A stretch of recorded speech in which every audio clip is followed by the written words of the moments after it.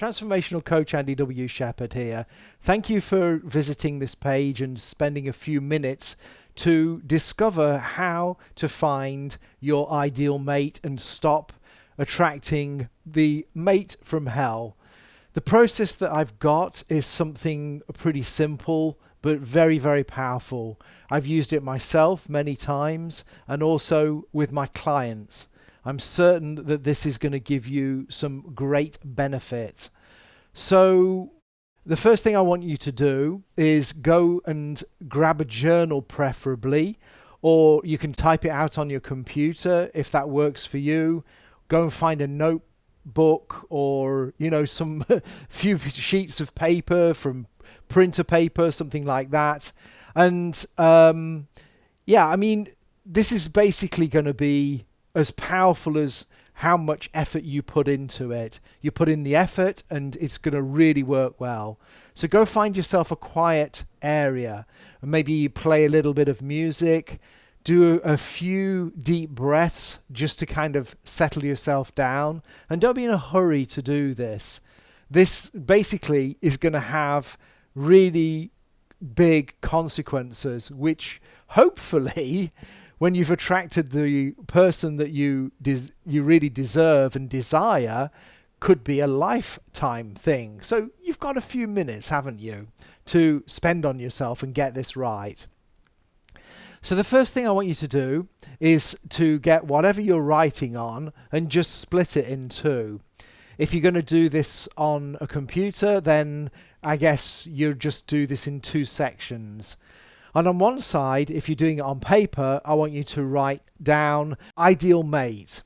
And on the right-hand side, mate from hell. So what you're going to do, play a little bit of nice music in the background, something pretty light and gentle, which is going to get you in the mood. That'd be cool as well. And you're just going to start writing, and just whatever comes into your head, write it down. This is the time when you need to just switch off all the filters and just go for it.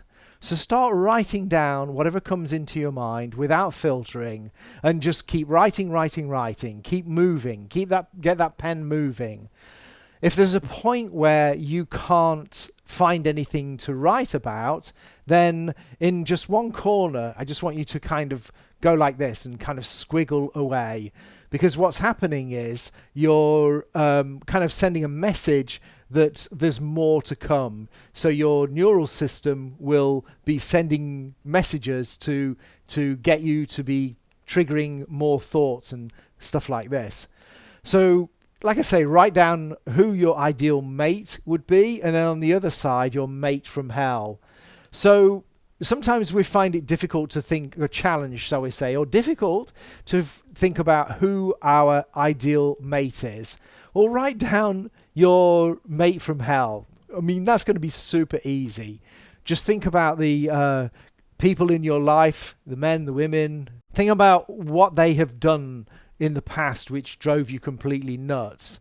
Sometimes when we kind of got a block to moving forward and doing this, by focusing on the negative side of things, on our mate from hell, all the things that they did, it's then easier to just flip it around and just find the positive, and things will really start flowing then. And then after that, you can think of more conventional things, such as somebody who loves pizza, or if you're a vegan, put that down. Somebody, maybe church is important to you, put that down as well. Maybe even, write it to the greatest detail of what type of music they like, which bands they like. Have some fun with it.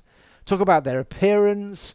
Are they slim? Are they, got a few curves? Are they clean shaven for a guy, and long hair, short hair, blue eyes, all of this good stuff. What are their beliefs? What do they think about? What keeps them awake at night? What are their accomplishments? Where are they going? What is their vision for life? Children, no children, married, not married, want to travel the world, want to stay, at home and, be a homely person, a home builder. All this is to write down. So have some fun with it. Really start dreaming about it and go in there with a really positive mind that it's possible and that you're going to be able to attract that person. These are all great things. Remember to try to find an area which is, you're not going to get interrupted. So, if you're living at home with mum or dad or whoever or roommate, then just say, look, I'm just journaling something. It's a process and I just need a little bit of time to do that. Or schedule it so that you're not going to get, interrupted. The obvious things, switch off your phone or put it on mute. And the same with your computer, laptop, all of this stuff. We have so many gizmos which are keeping us, dragging our attention. This is the one time to start really thinking, investing in yourself and spending your time thinking of that. So when I did this, you could write, it's going to be as long as short as you want. It's up to you. But when I did this the first time, it was 6 pages. And to be honest with you, it's something that I felt I could keep going at, but I thought 6 pages is good. So, this is something you can do regularly. Well, not regularly, but you can do this multiple times. So just because you've done it one time, it doesn't have to be perfect. You can always do this again. Paper's cheap. And if you're doing it on a computer, even cheaper, costs you nothing. So the next thing to do is to circle all of the things which are super important to you, the must-haves. And equally, you need to circle the must-not-haves, the deal breakers. This is super, super, super important. Moving forward, you could go round and just write these out and just put a list below and say, circle the ones that you've circled as the most important. Make that as a list as most important, and these are things that you can focus on. And the ones that are deal breakers, then you can equally do that as well and write them out. So these are great groovy things that you can do. So one thing that I really want you to consider is you're doing this for yourself. Don't do it to impress. So if you're a lady, don't put down that the person must be an architect or have a ton of money, be a millionaire or something that maybe your mother told you or something like this, or your friends have told you. I'm not talking literally here, ladies. I'm just giving you some, kind of suggestions. I'm not saying that you would do that, but I'm just kind of getting you into the mood of how to do this. I really concern myself about the Instagram area where we've got comparative distraction, where we see all these perfect lives and feel that we should be living them as well. Well, no, we don't need to, and this is not what's the way it should be. It's about our lives. If we want to have a simple life with a simple person who has simple interests and, putting their slippers on and kicking back and drinking a cup of coffee and reading a book, if that's your thing and that's exciting in your man, then that's awesome. Then, that really is what you need to focus on. It doesn't matter what other people think and whether they think that your life is boring or they think that your husband or partner is boring. This is completely irrelevant. Again, this is your life. So really, really take that on board as you're going through this process. And maybe you could have another look now that I've said this and just look through your list and try and think about, well, how much of this is down to me? How much of this is what I really believe in? How much of this is, well, I'm kind of doing that because my best friend thinks this is a good idea? A lot of my coaching clients I've seen have been basically influenced by their parents a lot, and they've taken on those thoughts and they're not really who they are. So this is something super, super important for you to bear in mind. The next thing I want you to think about is, now that you've got this list of who you know, the really important things, the most important aspects and the deal breakers, think about who you need to become to attract that person. Okay, so, I mean, you know, guys, if you are looking for a really slim fit girl, or girls, you're looking for a really slim fit guy, you need to be in shape as well. So if that's not where you're at, then you need to be honest with yourself and say, okay, how important is this, number one? And the next thing is, am I willing to put in the effort to attract that person? Because usually super fit people want to be with super fit people. It's just the way it is. You know, it's like they've got their own club and that's what they do. You know, and so if you want to be super fit and you want a partner who is, then at least kind of start putting in the transformation so that you are going to be prepared and attractive for that person. So I'm talking in generalisms here, and I hope my intention is not to offend anybody. So I just want to be, you know, helpful and realistic about it. I mean, obviously, for myself, I'm a vegan. So if I was going to want a vegan woman, well, I'm already married to a vegan woman. But let's hypothetically say that I was single. Then, you know, if I'm a meat eater and I want a vegan partner, then this would be completely nuts if I'm, you know, eating rib steaks in front of her. It's just not going to work. So I'm just giving you some hyperbole here just to get yourself kind of ticking away, because I find this happens so often where a person is looking for this specific ideal mate, but they're just not compatible. And that's another thing to think about. It's great having all of these great theories about who a person should be and all the rest of it, but it's like, is that really who you are? You know, I mean, basically, I think you're better off finding somebody that you're more compatible with.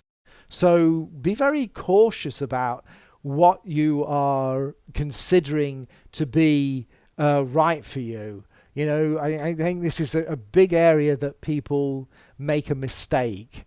And for me, I think it's really pretty important to have somebody that you feel comfortable with. With my wife, I feel very comfortable with her. I just feel at home with her, very at ease, and that's great.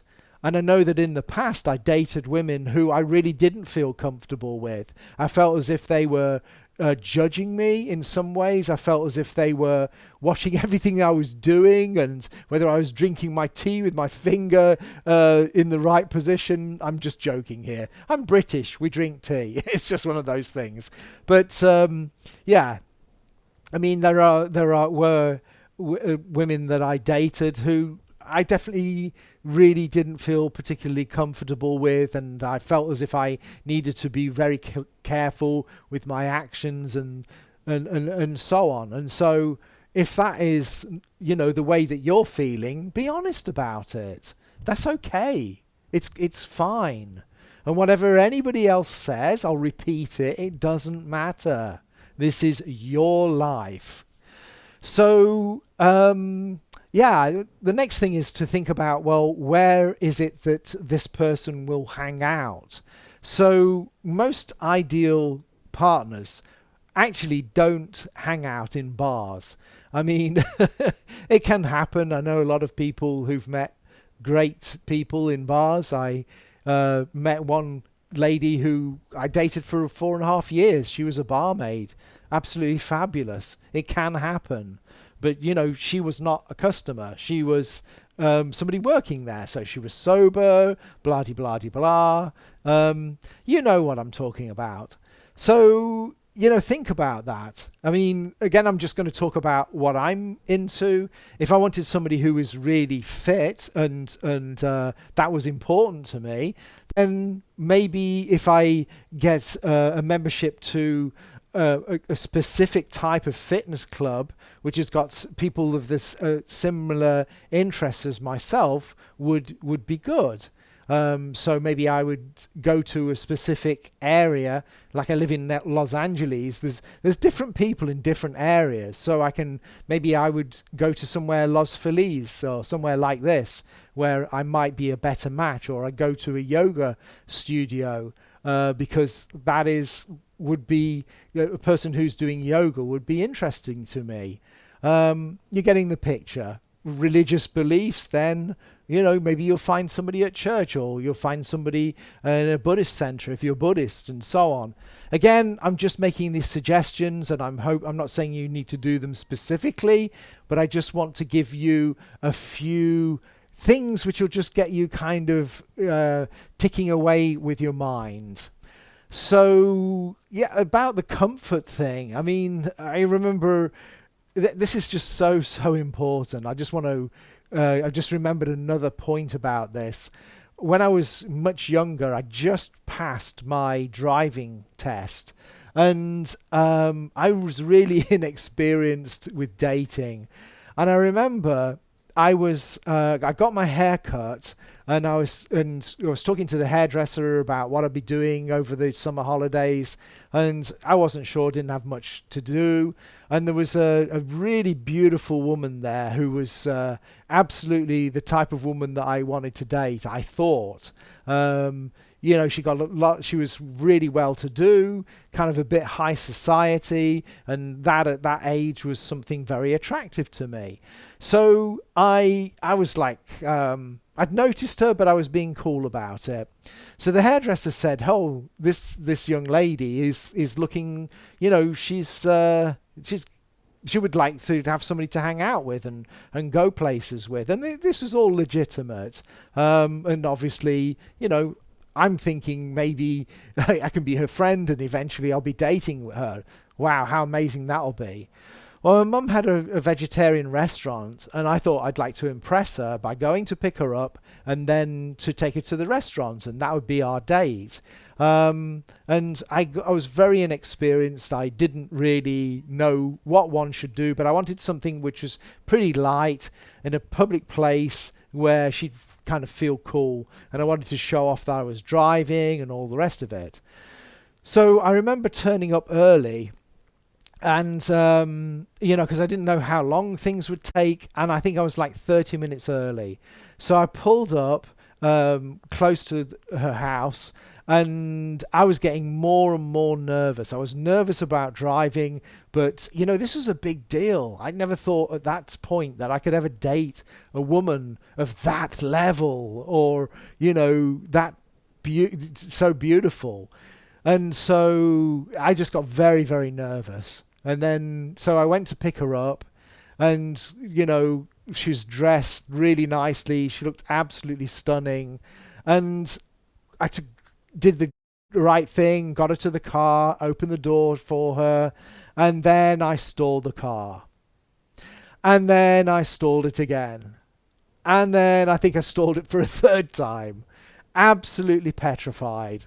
And the whole day was kind of like that. She was very understanding, and everything was fine. But so we went to the restaurant, we had a great meal. One of my friends said, "Wow, she's amazing. Congratulations," kind of thing.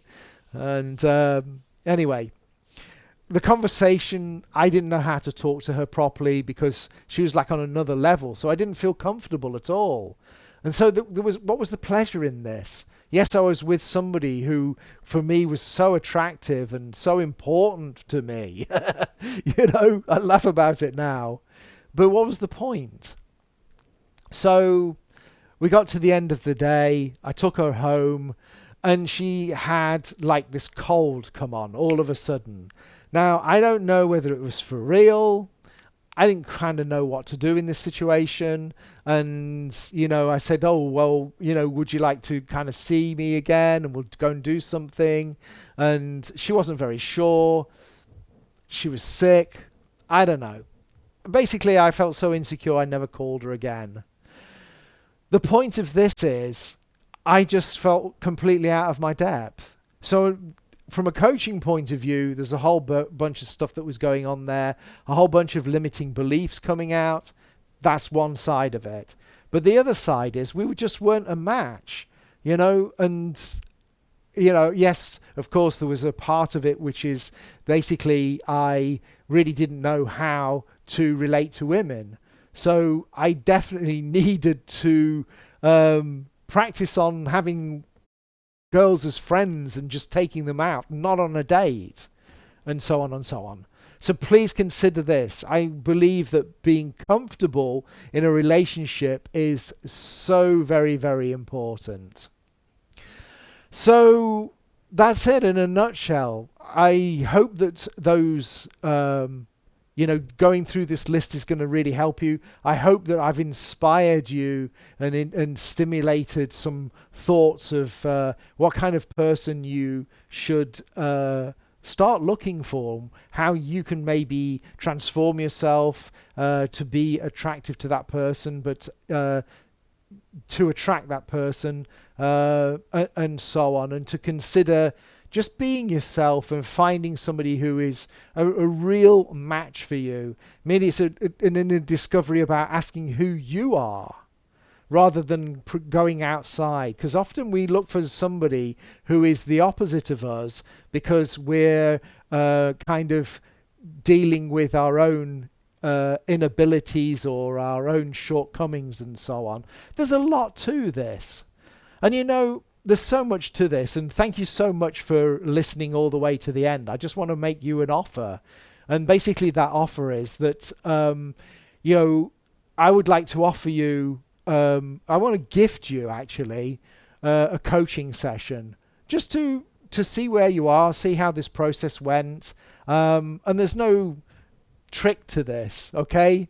I'm not going to force you into coaching at the end of it.